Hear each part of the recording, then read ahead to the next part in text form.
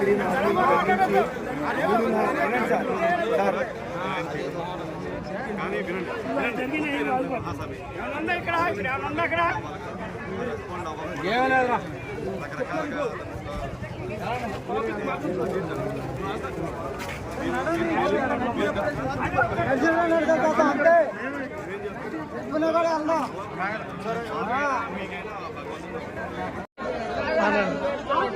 అది ఆరుగొల్లం బాపులపడి మండలం.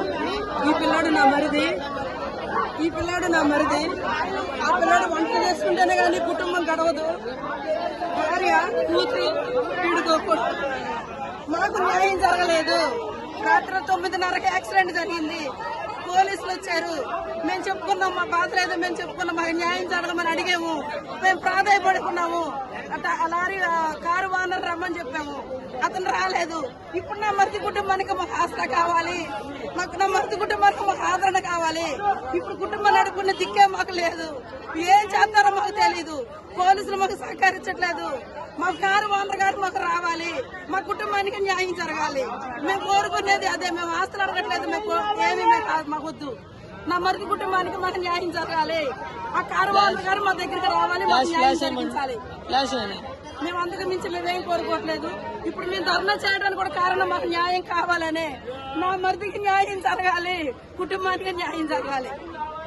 మేము ఇంతకు మించి మేమేమీ కోరుకోవట్లేదు. కుటుంబానికి ఆదరణ మా పిల్లడా. ఇప్పుడు ఆ కుటుంబం ఏమైపోవాలి? రోడ్డు పట్టుకోవాలా? ఏం చేయాలి? మాకు మాత్రం మీరు న్యాయం జరిగించండి. మేము ఇంతకు మించి మిమ్మల్ని మేమేమీ కోరుకోవట్లేదు. మాకు న్యాయం కావాలి. కుటుంబానికి పోలీసులు మాకు ఎలాంటి సహకరించట్లేదు. రాత్రి ఒక మాట చెప్పారు. మధ్యాహ్నం మనం పోలీస్ స్టేషన్ వెళ్ళే జంక్షన్ మాకు న్యాయం జరగల. గుడివాడ మాకు న్యాయం జరగల. మాకు పోస్ట్ మార్టం చేసి శవాన్ని ఇచ్చేశారు. ఈ శవాన్ని ఇప్పుడు మేము ఏం చేసుకోవాలి? న్యాయం జరగనప్పుడు మేము ఎక్కడికి వెళ్ళాలి? మాకు పోలీసుల వల్ల మాకు న్యాయం జరగనప్పుడు మేము ఎక్కడికి వెళ్ళాలి?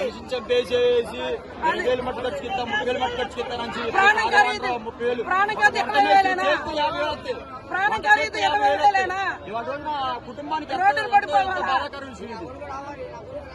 ఆ పిల్లడు వంటలు చేసుకుంటేనే కుటుంబం పోషించబడుతుంది.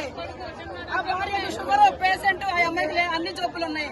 కూతురుకి పెళ్లి అయిపోయింది. ఈ పిల్లడు చూసుకుని చదువుకొని నిరుద్యోగి, జాబ్ లేదు కుర్రాడికి. అదిగో ఈ పిల్లడు కొడుకు నిరుద్యోగి. ఈ పిల్లడు ఇదంతా నా కుటుంబమే. ఎంత కుటుంబం ఉండి కూడా మేము ఏం చేసుకోలేకపోతున్నాం. మాకు న్యాయం జరగాలి. ఎంతకు మించి మాకేమొద్దు.